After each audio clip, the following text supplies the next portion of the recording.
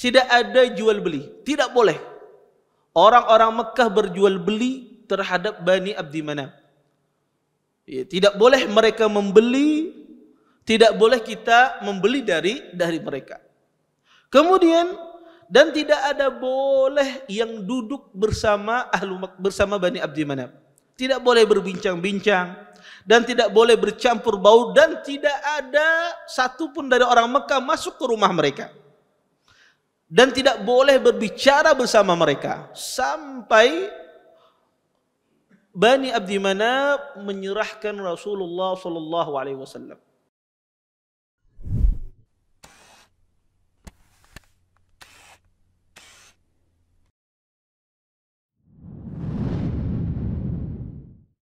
Assalamualaikum warahmatullahi wabarakatuh.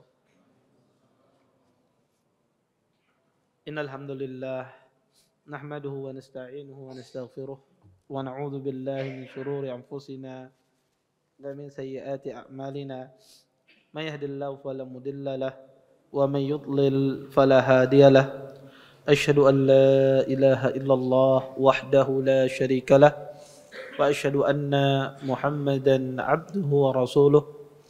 Fa inna asdaqal hadits kitabullah wa khairul hadi hadi Muhammadin sallallahu alaihi wasallam wa syarrul umuri muhdatsatuha wa kullu muhdatsatin fid din bid'ah wa kullu bid'atin dhalalah wa kullu dhalalatin finnar. Amma ba'd.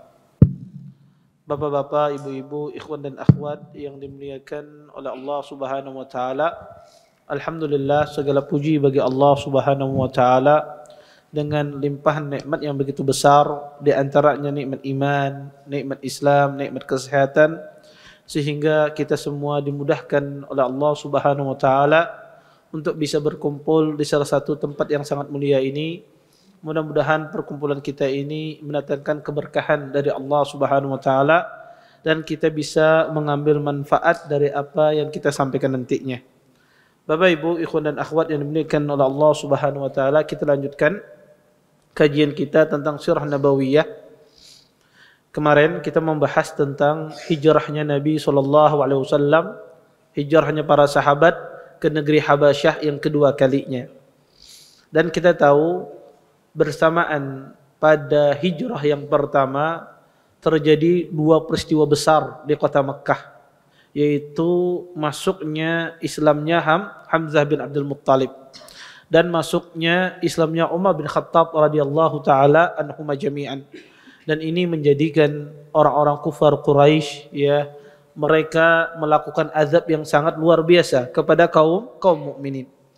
Kemudian ketika azab itu yang begitu dahsyat, maka Nabi memerintahkan para kaum muslimin untuk berhijrah ke negeri Habasyah. Dalam waktu bersamaan, orang-orang kufar Quraisy pada saat itu mereka datang kepada Nabi SAW melakukan penawaran-penawaran agar Nabi SAW meninggalkan agama ini. Di antara yang mereka tawarkan adalah, in kunta turidu syarafan syarafnak. Wahai Muhammad, kata orang kufar Quraisy, kalau kamu ingin menjadi orang yang mulia, ingin memiliki banyak pengikut, kami akan adakan pengikut bagimu. Wa in kunta turidu an takuna malikan malaknak.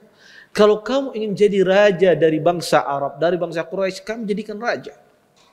Ya, jadi raja dari bangsa Arab itu luar biasa. Karena sebuah kabilah yang sangat susah disatukan. Karena sebagaimana saya jelaskan, kalau setiap daerah itu pakai kabilah, maka itu sebuah negara yang sangat susah disatukan. Iya, kenapa? Karena setiap kabilah itu tergantung pemimpinnya. Maka menyatukan banyak orang itu susah. Maka bangsa Arab itu bangsa yang sangat susah disatukan, karena mereka setiap suku ada ketuanya, setiap suku ada ketuanya, maka sangat susah disatukan. Tetapi orang kufar Quraisy, kalau kamu ingin raja, wahai Muhammad, akan malakna, kami jadikan kamu raja. Tapi semuanya ditolak oleh Nabi SAW. Pada saat itulah orang kufar Quraisy mereka bersepakat untuk memboikot Rasulullah dan keluarga beliau. Kita baca di kitab, kata Syekh, hisarun Nabi sallallahu alaihi wasallam wa ahli baitih, yaitu pemboikotan Rasulullah dan keluarga beliau. Kata Syekh, lamma ra'at Quraisyun intishar al-Islam fil qabail azamu ala qatl an-nabiy sallallahu alaihi wasallam fahasarathu wa ahla baiti fi asy-syi'bi wa mana'u anhum al-arzaq wattafaqu alla yaqbalu lahum sulhan abada illa idza aslamu an-nabiyya lil qatl wa katabu ma ittafaqu alayhi fi sahifatin allaquha fil Ka'bah wa kana dhalika fi sanati as-sabi'ah minan nubuwah, yang artinya ketika orang Quraisy, kata Syekh, melihat tersebarnya agama Islam di penjuru-penjuru kabilah, di setiap kabilah, maka mereka bersepakat untuk membunuh Nabi SAW.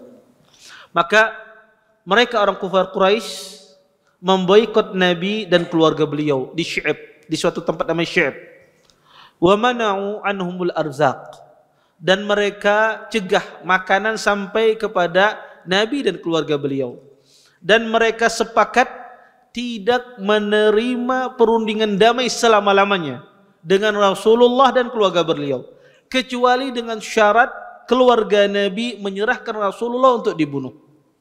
Maka mereka pun orang kufar Quraisy menulis kesepakatan yang mereka sepakati di sebuah kertas, di sebuah sahifah, di sebuah lembaran, kemudian mereka gantungkan di dalam Ka'bah. Dan itu terjadi, kata Syekh, pada tahun ke-7 dari kenabian. Bapak, Ibu, ikhwan dan akhwat yang dimuliakan oleh Allah Subhanahu wa taala, disebutkan di dalam buku sirah bahwasanya Nabi SAW, orang-orang kufar Quraisy ketika sebagian kaum muhajirin berhijrah ke negeri Habasyah yang kedua kalinya, maka orang-orang kufar Quraisy berusaha ingin membunuh Nabi. Karena kata mereka tidak bisa menyelesaikan, menyetop dakwah ini kecuali Nabi dengan dibunuh. Abu Talib tahu hal demikian. Abu Talib mengerti bahwasanya keponakannya yang akan dibunuh, dan Abu Talib lebih cinta kepada Nabi daripada anak beliau.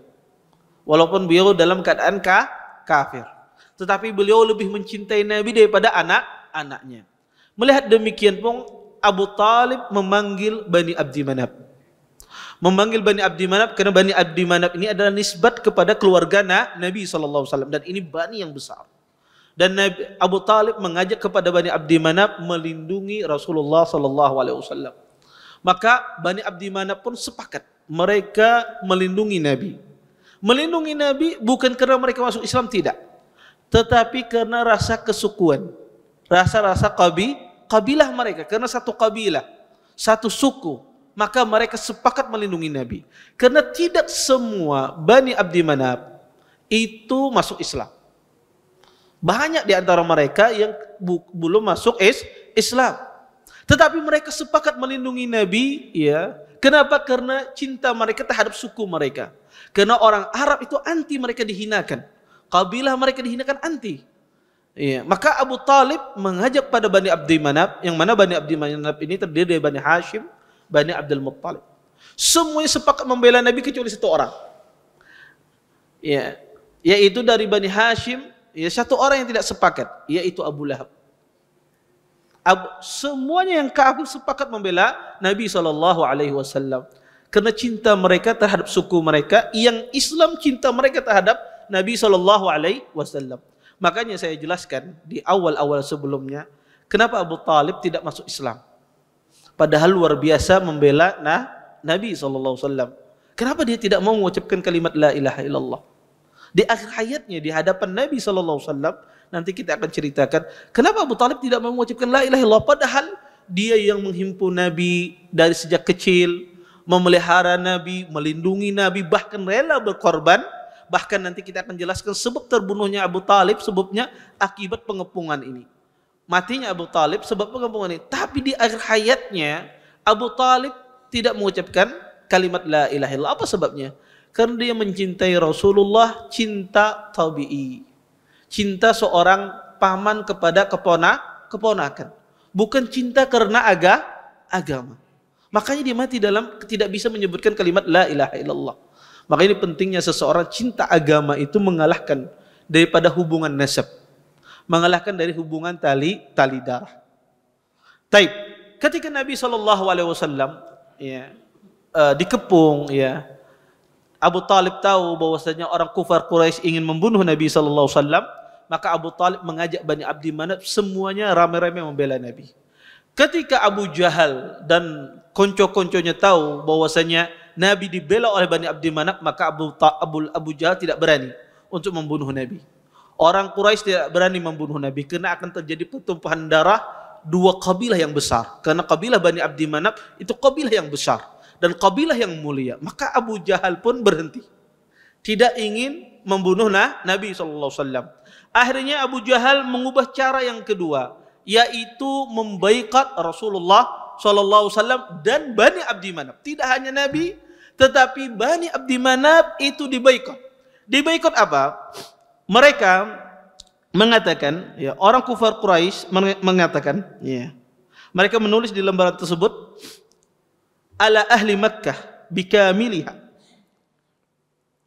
alla yunaqihuhum alla yatazawwaju minhum wa la yujawwijuhum wa alla yubayi'uhum wa alla yujalisuhum wa la yukhalituhum wa la yadkhulu buyutahum wa la yukallimuhum wa alla yaqbilu min Bani Hashim wa Bani al-Muttalib sulhan abada wa la ta'khud bihim ra'fah hatta yuslimu Rasulullah sallallahu alaihi wasallam lahum lil qatl. Mereka menulis di sahifah tersebut bahwasanya bagi ahli Makkah tidak menikahkan anaknya dan tidak mengawinkan anak-anak mereka kepada Bani Abdi Manaf, khususnya kepada Bani Al-Muttalib dan Bani Hashim. Tidak adanya boleh pernikahan.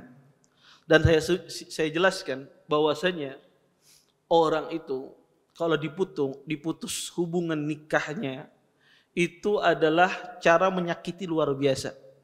Orang kalau ingin menyakiti orang, ingin menyakiti Anda punya musuh, ingin menyakiti dan dia punya anak perempuan sama di bawah Anda, tinggal diceraikan anaknya. Tinggal disakiti anaknya, maka orang tuanya kesakitan. Dan ini yang dilakukan oleh orang kufar Quraisy. Mereka menyuruh tidak ada pernikahan, yang dinikahkan diceraikan. Kemudian tidak ada jual beli, tidak boleh orang-orang Mekah berjual beli terhadap Bani Abdi Manaf. Ya, tidak boleh mereka membeli, tidak boleh kita membeli dari mereka. Kemudian dan tidak ada boleh yang duduk bersama Bani Abdi Manaf. Tidak boleh berbincang-bincang dan tidak boleh bercampur bau dan tidak ada satupun dari orang Mekah masuk ke rumah mereka. Dan tidak boleh berbicara bersama mereka sampai Bani Abdi Manaf menyerahkan Rasulullah sallallahu alaihi wasallam. Maka ini hisar yang luar biasa. Pengepungan yang luar biasa. Anda bayangkan Nabi SAW dan keluarga beliau tidak bisa berapa-apa. Ya, tidak dijual beli, tidak boleh berjual beli. Tidak boleh ya mereka membeli. Kemudian tidak ada yang mengajak bicara. Maka sebanyak-banyak perbekalan orang akan habis. Dan itu terjadi Bapak Ibu, ikhwan dan akhwat yang dimuliakan oleh Allah Subhanahu wa taala, terjadi kepada keluarga Nabi dan Rasulullah selama 3 tahun. Makanya disebutkan di dalam buku sejarah, ya, orang kufar Quraisy ketika lewat dari perkampungan Syib, perkampungan Bani Abdi Manaf, perkampungan Bani Hashim, perkampungan Bani Muttalib, mereka mendengar rintihan wanita, tangisan anak-anak kecil kelaparan. Tidak ada yang bisa dimakan. Apa yang mau dimakan? Tidak ada. Tidak ada orang yang menjuali, tidak ada orang yang membeli. Iya. Dan itu terjadi selama 3 tahun. Sampai-sampai disebutkan, ya, kebanyakan mereka memakan daun-daunan. Ada daun itu yang mereka makan. Ya. Sehingga banyak dari peristiwa hisar ini, banyak dari Bani Abdul Muttalib yang meninggal. Sebab hisar ini. Dan salah satunya nanti kita jelaskan, Abu Talib sebab meninggalnya sebab akibat pengepungan ini. Karena beliau sudah tua, kemudian memakan dari daun-daunan. Karena tidak ada makanan yang bisa dimakan. Kemudian, dan itu terjadi pada tahun ke-7 Hijriah. Kemudian setelah 3 pada tahun ke-10 Hijriah, ya, ada salah satu orang musyrikin dari Bani Amir bin Lu'ay yang bernama Hisham ibni Amr. Beliau melihat bagaimana kezaliman yang dilakukan oleh orang-orang kufar Quraisy kepada keluarga Nabi. Hisham bin Amr ini bukan dari Bani Abdi Manaf, bukan dari Bani Hashim, bukan dari Bani Muttalib, dari luar, dari kabilah luar. Dia melihat bagaimana kezaliman yang luar biasa yang terjadi pada keluarga Nabi SAW yang dilakukan oleh orang kufar Quraisy. Ya. Kata beliau bertanya kepada dirinya, kaifa na'kulu wa nashrab wa haula la ya'kulun wa la yashrabun, kaifa yanamu atfaluna syabi'in wa haula yanamu atfalihim ja'iin. Kata beliau, bagaimana kita bisa makan, bisa minum, sedangkan Bani Muttalib, Bani Hashim, yaitu Bani Abdi Manaf, mereka tidak makan dan tidak minum. Bagaimana ya kita bisa tidur, anak-anak kita tidur dalam keadaan kenyang, sedangkan anak-anak mereka tidur dalam keadaan kelaparan. Akhirnya pun Hisham bin Amr ini, beliau membawakan makanan diam-diam kepada keluarga Rasulullah Sallallahu Alaihi Wasallam. Tetapi beliau melihat ini tidak cukup, karena kemampuan beliau terbatas. Sedangkan yang diboikot ini sangat banyak kabilah yang besar diboikot ini. Kata beliau tidak cukup, tidak sanggup saya mengantarkan makanan dan pasti akan ketahuan yang dia bawa sangat terbatas. Kata beliau, saya harus melakukan sebuah peristiwa besar agar dikeluarkan keluarga Nabi SAW dari pengepungan ini. Akhirnya Hisham bin Amr, beliau mencari orang-orang yang memiliki hati baik, yang ingin membantu Nabi dan keluarga beliau. Dan subhanallah, sunnatullah, sejahat-jahatnya orang ya dari kelompok tertentu pasti ada di antara mereka itu ada yang baik, yang memiliki fitrah yang baik. Kalau Anda punya musuh ya, bermusuh dengan orang lain ya, atau bermusuh dengan ya negara lain atau dengan kampung orang lain, pasti di antara keluarga mereka itu ada yang baik. Dan itu sunnatullah, Allah jadikan di antara mereka itu ada orang yang baik. Maka Hisham bin Amr pun juga demikian, pasti ada di antara orang-orang kufar Quraisy ini yang memiliki akhlak yang baik. Akhirnya Hisham bin Amr pun mulai mencari.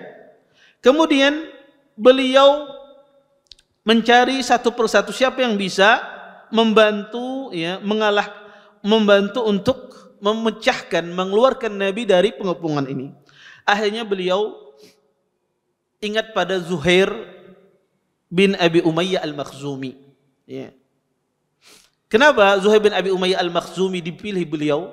Karena Abu Jahal ini dari Bani Makhzum. Abu Jahal itu dari Bani Makhzum. Dan raisnya, dedengkotnya Abu Jahal. Bani Makhzum di belakangnya adalah, di depannya adalah Abu Jahal. Maka Hisham bin Amr ini mencari dari Bani Makhzum salah satu juga pembesarnya seperti Abu Jahal. Maka beliau dapati adalah Zuhair bin Umayyah al-Makhzumi. Beliau datang. Zuhair bin Umayyah belum masuk tidak Islam. Ya, kenapa beliau datangi Zuhair bin Umayyah? Karena Zuhair bin Umayyah ini ibunya bernama Atikah. Atikah itu anaknya Abdul Muttalib.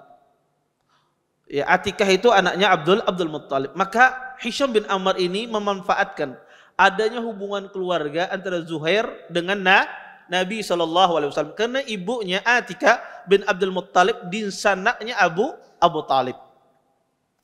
Kemudian Hisham bin Amr ini datang kepada Zuhair. Kata Hisham, ya Zuhair, aradita an ta'kula at-ta'am wa tashrabu asy-syarab wa akhwaluka haitsu ta'lam. Hal nasita anna Bani Hashim akhwaluk? Amma inni ahlifu billah an law kanu akhwali Abil Hakam ibn Hisham summa da'awtuhu ila misli ma da'awtahu ila misli ma da'ak ilaihi minal muqata'ah ma ajabuka ilaihi abada.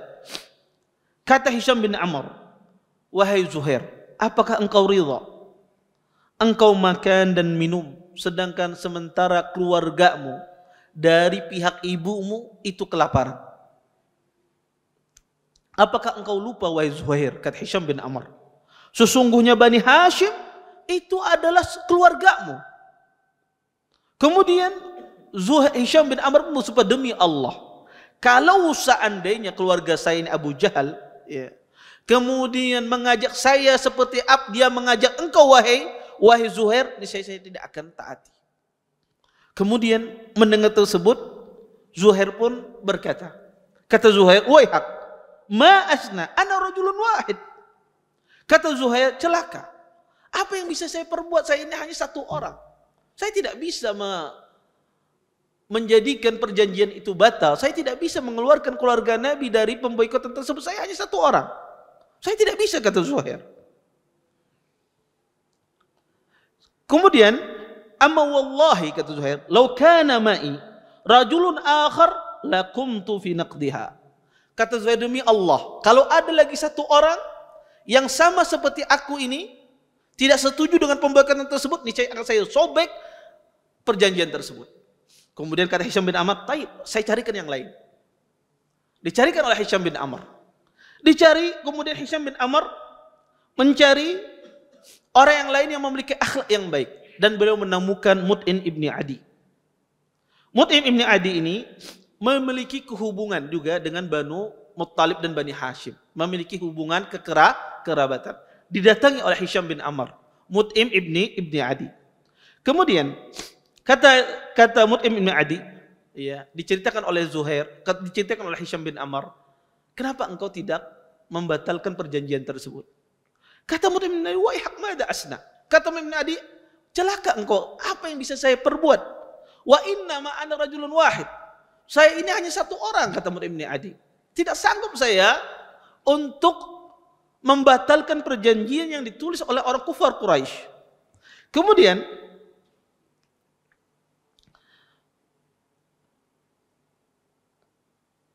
kata Hisham bin Amr, wajadtu saniyan, saya mendapatkan ada dua orang, kata beliau. Ada orang lain yang sama sepertimu, yang siap untuk membatalkan perjanjian tersebut. Kemudian kata Mut'im, siapa itu? Qala ana. Kata Hisham bin Amr, iya itu saya. Qala Mut'im, ibahas lana an rajulin salis. Cari laki-laki lain yang ketiga. Kalau tiga orang saya berani, kata beliau. Maka Hisham bin Amr, siap, saya carikan. Yang ketiga dicari lagi oleh Hisham bin Amr. Kemudian Hisham bin Amr, beliau ketemu, ya, dengan seseorang, ya. Maka yaitu Abil Bukhturi. Beliau bertemu dengan Abil Bukhturi. Kata Hisham bin Amr, beliau mengatakan hal yang sama kepada Abul Bukhturi. Ya. Kemudian kata Abul Bukhturi, wahal min ahadin yu'inu ala hadha. Kata Abul Bukhturi, adakah wahai Hisham bin Amr yang bisa menolong selain saya? Selain saya adakah yang juga ikut membantu, kata beliau. Kata Hisham, iya. Ana wa Zuhair bin Umayyah wal Mut'im ibni Adi. Kemudian kata Abul Bukhturi, kalau begitu cari orang yang kelima. Ya, saya tidak sanggup kalau berempat, cari orang yang kelima. Dicari lagi oleh Hisham bin Amr, orang yang kelima, yang memiliki kekuatan, yang tokoh di bangsa tersebut. Kemudian datanglah Hisham, ya, bin Amr mencari orang yang kelima, dan beliau menemukan Zam'ah ibn al-Aswad. Zam'ah ibn al-Aswad. Kemudian Zam'ah bertanya, wahai Hisham, apakah saya sendirian? Tidak, kata Hisham bin Amr. Sesungguhnya bersama kita ada Mut'im ibni Adi, ada Abil Bukhturi, ada Zuhair bin Umayyah. Kemudian Zam'ah saat itu tidak meminta lagi, tidak seperti diminta oleh Abil Bukhturi. Akhirnya pun mereka ini sepakat, 5 orang untuk datang ke kota, datang di depan Ka'bah untuk berkhutbah.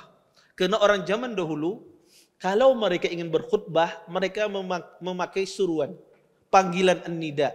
dengan kata ya ahla Makkah. Kalau dengar seruan tersebut berkumpul semua. Karena itu pasti ada berita yang penting.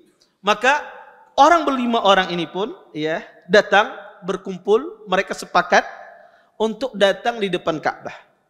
Kemudian maka Zuhair pun berada di depan Ka'bah, di depan Masjidil Haram. Beliau mengatakan, "Ya ahla Makkah," kata Zuhair, "anakulu ta'am wa nalbasu siyab wa banu Hashim halaka la yuba wa la yubta minhum. Wallahi la aq'ud hatta tashukku hadisah sahifa al-qati'ah al-zalimah." Kata Zuhair, "Wahai ahlu Makkah, kita memakan makanan, kita memakai pakaian, sedangkan Banu Hashim dalam kondisi binasa. Mereka tidak bisa membeli, mereka tidak bisa menjual. Demi Allah," kata Zuhair, "saya tidak akan duduk dari tempat saya ini sampai saya sobek perjanjian yang batil, yang zalim." Kemudian melihat demikian pun muncullah Abu Jahal, zaim ahlu Makkah, tokoh ahlu Makkah. Kemudian kata Abu Jahal, ya, "Kadzabta wallahi," kata Abu Jahal, "la tushak." Kata Abu Jahal, "Berdusta engkau wahai Hisham. Demi Allah engkau tidak akan bisa merobek perjanjian tersebut." Kemudian berdiri Zam'ah ibn al-Aswad, temannya Hisham bin Amr. Kata Zam'ah ibn al-Aswad, "Anta wallahi akdzab, ma radina kitabatah hina katabta." Kata Zam'ah, "Demi Allah engkau yang paling pendusta wahai Abu Jahal. Sesungguhnya kami tidak ridha ketika kalian menulis perjanjian tersebut. Kami tidak ridha, tidak ada yang satupun yang ridha." Kemudian sebelum Abu Jahal berbicara, bangun lagi Abul Bukhturi. Kata Abul Bukhturi, beliau mengatakan, "Sadaqa Zam'ah la narda ma kutiba fiha wa la nukiru biha."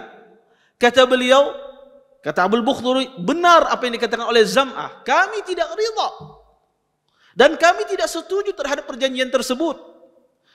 Belum Abu Jahal membalas, berdiri lagi Mut'im ibn Adi.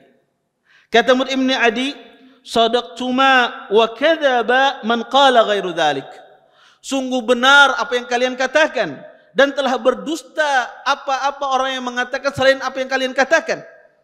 "Nahnu nabra ila Allah minha wa mimma kataba fiha." Kami berlepas diri dari Allah, dari apa yang kalian tulis, ya, dan dari apa yang tertulis padanya di dalam perjanjian tersebut. Kemudian melihat demikian, maka Abu Jahal mengatakan, "In hadza amrun dubbira bil lail." Kata Abu Jahal, ini adalah perkara yang sudah mereka persiapkan di malam hari, kata Abu Jahal. Ya, ini ada perkara yang sudah dipersiapkan di malam hari. Maka pada saat itu ketika orang-orang ini ingin menyobek sahifah tersebut, keluarlah Abu Talib.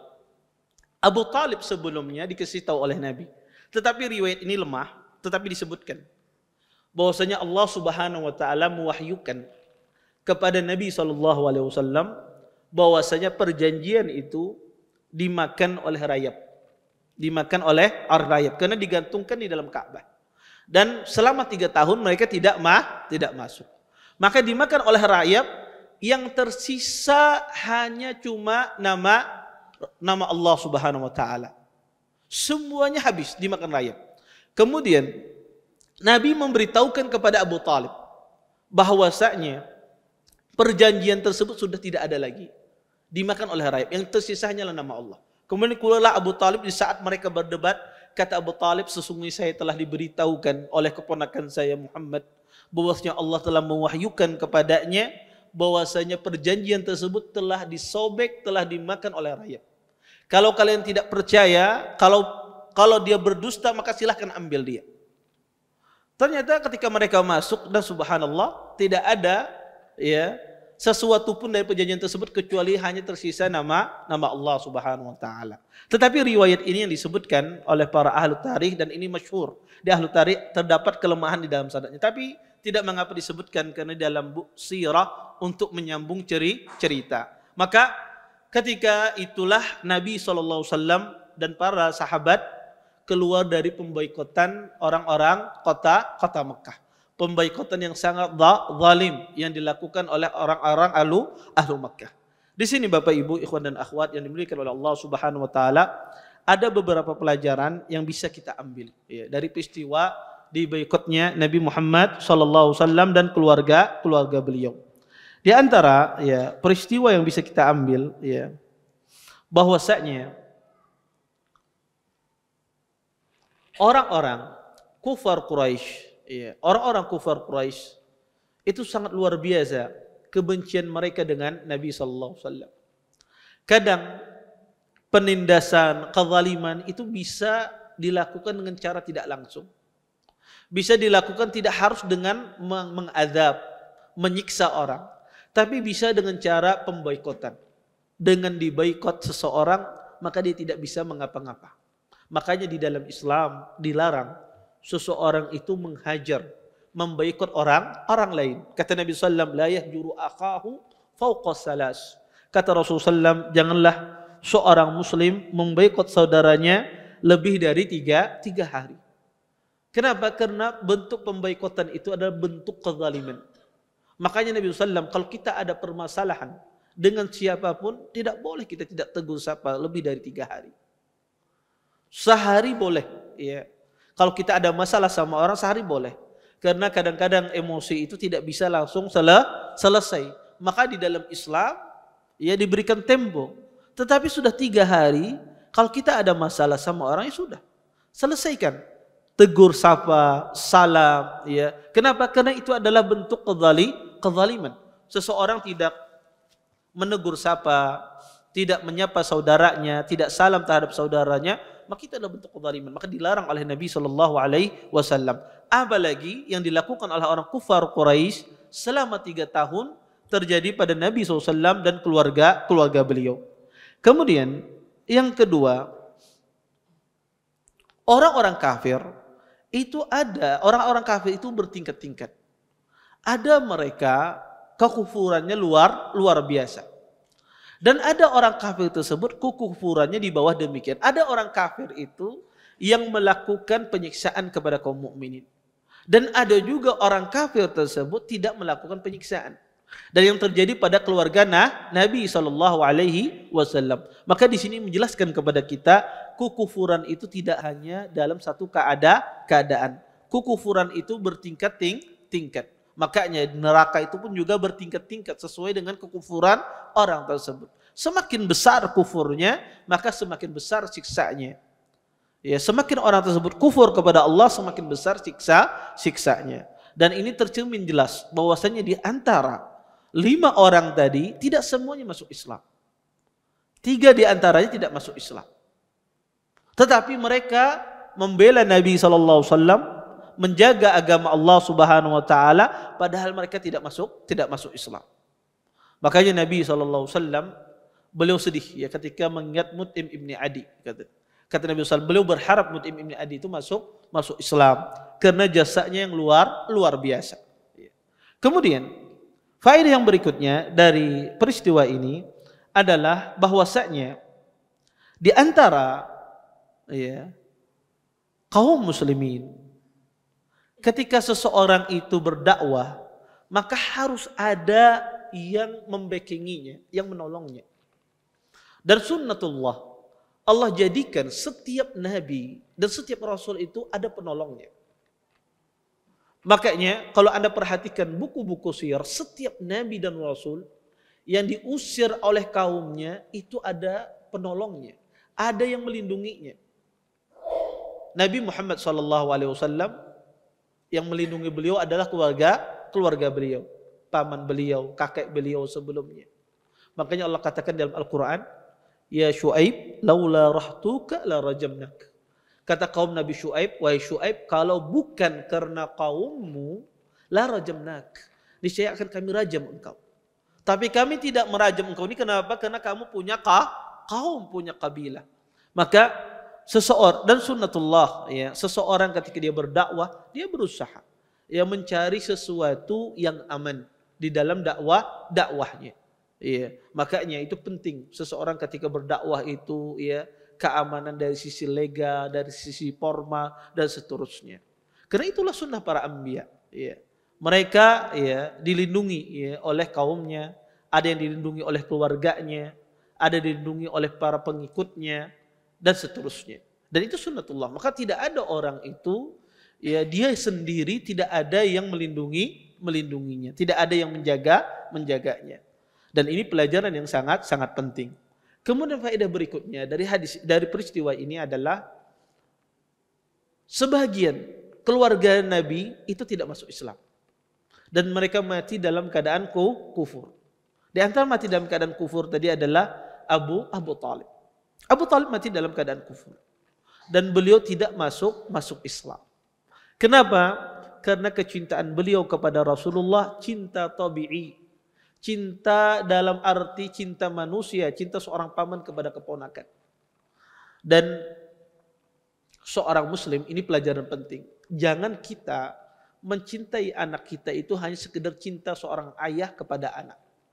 Atau cinta seorang ibu kepada anaknya, itu salah.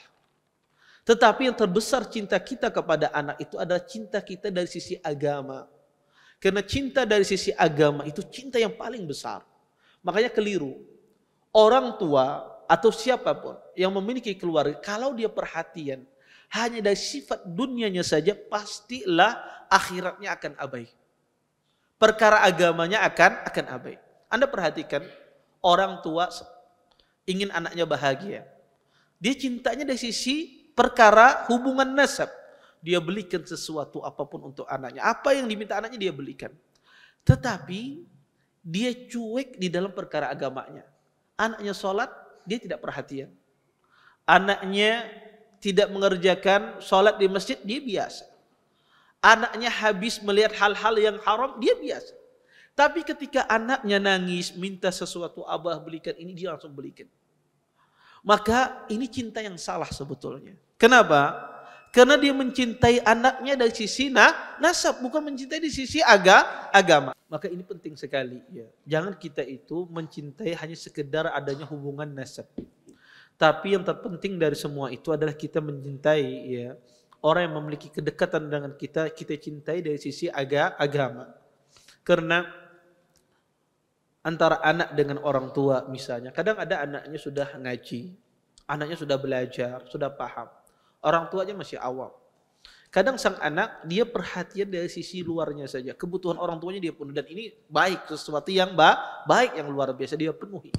Tetapi dia tidak peduli orang tuanya itu paham agama kah atau kada paham agama kah. Dia tidak peduli orang tuanya itu sholat kah ataukah tidak. Dia tidak perhatian terhadap akidah orang tuanya, cuek dia. Yang penting kebutuhan orang tua saya penuhi. Ini sesuatu yang baik. Tetapi ada yang lebih besar daripada itu. Adalah kita perhatian terhadap agama orang yang kita sayangi. Ya, kita perhatian terhadap agama yang kita sayangi. Sama dengan istri. Ya, kita sama istri yang memberikan sesuatu apa yang dia inginkan kita berikan. Tapi kita cuek terhadap perkara agamanya, tidak perhatian terhadap perkara agamanya. Istri saya ini sholatnya tepat waktu apa tidak? Istri saya ini apa yang dia lihat di HP-nya? Apa yang dia buka-buka? Ya, kadang-kadang istrinya melihat sesuatu yang Allah haramkan. Kadang-kadang istrinya melalaikan sholat. Kadang-kadang istrinya disibukkan dengan hal-hal yang tidak bermanfaat yang Allah haramkan. Tetapi dia tidak peduli. Yang penting dia penuhi, dia berikan apa yang dibutuhkan oleh istri. Atau sebaliknya sang istri lihat suaminya. Dia memberikan apa yang terbaik untuk suaminya. Tapi dia tidak peduli. Suaminya ini gimana agamanya, gimana sholatnya, gimana puasanya dan seterusnya. Maka ini yang sering terjadi. Orang itu hanya sekedar cinta karena adanya tali hubungan nikah atau ada tali persaudaraan, tali hubungan nasab. Tetapi Islam itu dibangun atas dasar agama. Maka orang kalau ada hubungan nasab kemudian dibangun atas agama itu luar biasa. Kecintaannya luar biasa. Dan inilah kenapa menyebabkan Abu Talib kita katakan sampai akhir hayatnya dia tidak masuk Islam. Karena sekedar mencintai dari sisi hubungan nasab. Bukan mencintai dari sisi agama. Kemudian terakhir, ya, faedah yang bisa kita ambil dari peristiwa ini adalah setiap zaman itu pasti ada orang yang baik. Setiap masa, setiap umat itu pasti ada orang yang baik. orang kufar Quraisy walaupun gimana ya bencinya mereka dengan dakwahnya Rasulullah, didapati di antara mereka itu ada orang-orang yang baik dan sunnatullah. Setiap zaman, setiap umat, setiap masa, setiap daerah itu pasti ada orang yang baik. Makanya seseorang jangan berkecil hati. Ketika dia berdakwah di jalan Allah, ketika dia menyampaikan sesuatu, kemudian banyak orang yang menolaknya, maka yakini di situ ada orang-orang yang baik yang siap membantu kita di dalam berdakwah, yang siap membantu dakwahnya Allah Subhanahu wa taala. Maka dan itu sunnatullah. Maka kalau Anda baca semua sirah, semua sejarah, pasti di setiap masa, setiap umat itu, di setiap kelompok itu ada orang-orang yang baik, walaupun dia tidak sepaham dengan Anda, walaupun dia tidak sama seperti Anda, tetapi mereka memiliki kebaikan hati. Makanya ada manusia itu dari sejak lahir Allah ciptakan itu akhlaknya baik. Karena akhlak itu ada dua, ada akhlak itu diasah. Akhlaknya kadang bagus tapi belajar, dengan dia belajar membaik menjadi bagus. Ada orang itu dari sejak lahir sudah kelihatan nih tumbuh besar apa macam, akhlaknya baik. Lihat mukanya aja kayak kada bisa dosa ini orang. Ya. Ada orang demikian, ya kita lihat Masya Allah. Ya. Emang akhlaknya Allah itu yang disebut dengan jibilli. Ya, dari fitrahnya Allah ciptakan dia orang yang baik, akhlak yang baik. Walaupun kadang-kadang dia tidak sama dengan Anda, berbeda dengan Anda. Tetapi ya, karena akhlaknya yang baik, dia tidak mau memberikan mudarat, tidak mau memberikan idza atau tidak mau memberikan kezaliman terhadap saudaranya. Dia akan bantu saudaranya dan itu ada di setiap umat, di setiap kelompok, di setiap masa, sebagaimana terjadi pada masa Nabi SAW. Ini mungkin yang bisa saya dapat sampaikan pada pertemuan kali ini. Sebelum saya tutup, kalau ada yang bertanya silahkan. Ada yang mau bertanya, potong. Bismillah. Ustaz, ada hadis kan yang seseorang itu beserta orang yang dicintainya pada hari kiamat. Apakah Abu Thalib juga beserta Rasul? Dan apa maksud tafsiran hadis ini? Ya, jazakumullah khair. Hadis itu sahih ya, hadis Anas bin Malik ya. Anta ma'aman ahbabta. Kata Anas ya, saya tidak pernah bahagia ketika mendengar hadis tersebut. Saya tidak pernah sebahagia ini, kata Anas, ketika mendengar perkataan Nabi kepada seorang sahabat, anta ma'aman ahbabta. Sahabat Nabi bertanya, ya, kata Nabi sallallahu alaihi wasallam, adat lis-sa'ah. Apa yang kamu persiapkan nanti di hari kiamat kelak? Kemudian kata sahabat ini, saya tidak mempersiapkan apa-apa illa anni uhibbullah wa rasulah. Kecuali saya cinta kepada Allah dan Rasulnya. Kemudian kata Nabi, anta ma'aman ahbabta. Engkau dikumpulkan bersama orang yang engkau cintai. Maka kata Anas, saya tidak pernah bahagia, lebih bahagia ketika saya mendengar perkataan ini. Usyhidullah, kata Anas. Saya persaksikan bahwa saya cinta kepada Allah dan Rasulnya. Nah, apakah Abu Thalib dikumpulkan bersama Nabi SAW? Tentu tidak. Kenapa? Karena setiap fadilah itu memiliki syarat.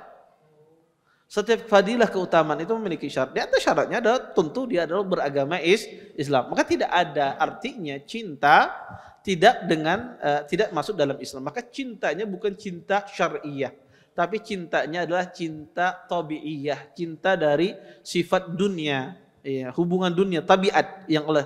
Maka orang tidak masuk Islam, tapi dia cinta kepada Nabi, dia bukan cinta syar'iyah. Adapun yang dimasuk dalam hadis ini, ataman ahbabta, engkau bersama orang yang engkau cintai, cinta mahabbatu syar'iyah.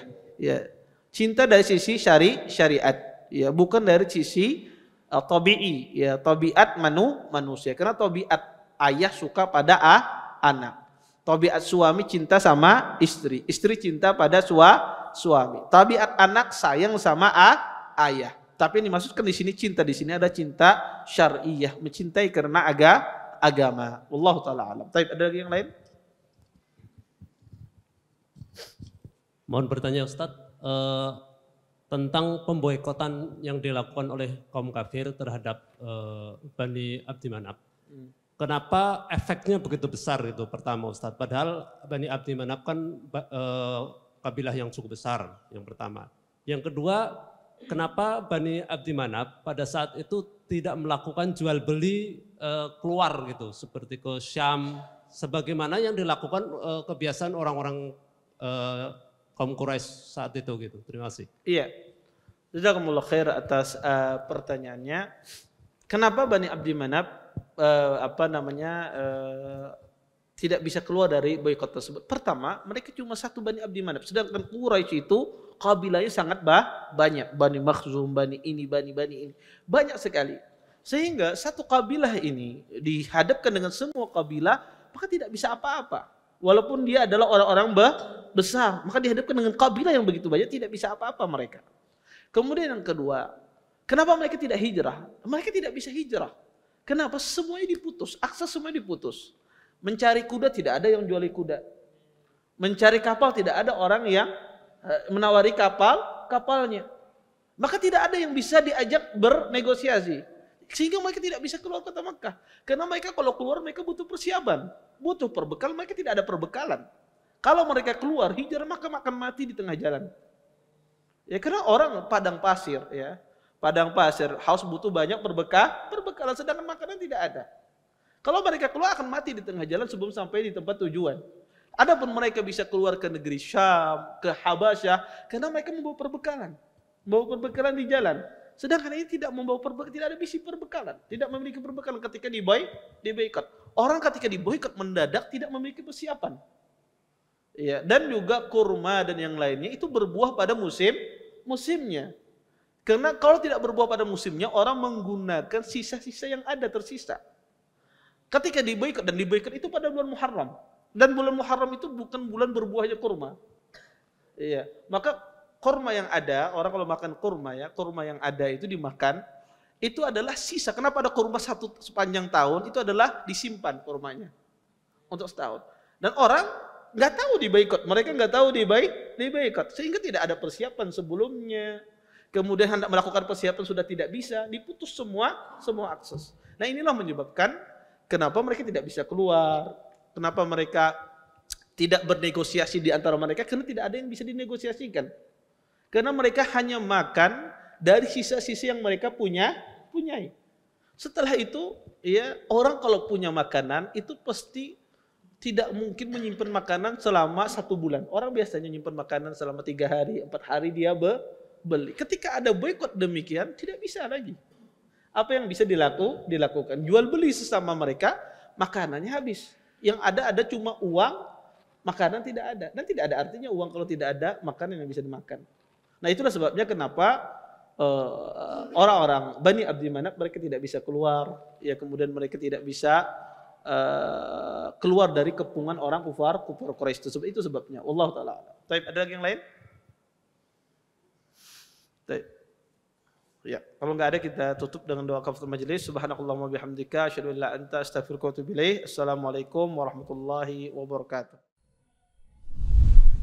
Terima kasih. Jazakumullah khairan wa barakallahu fikum. Video ini dibuat atas partisipasi dari donasi Anda. Semoga menjadi amal jariah bagi Anda semuanya.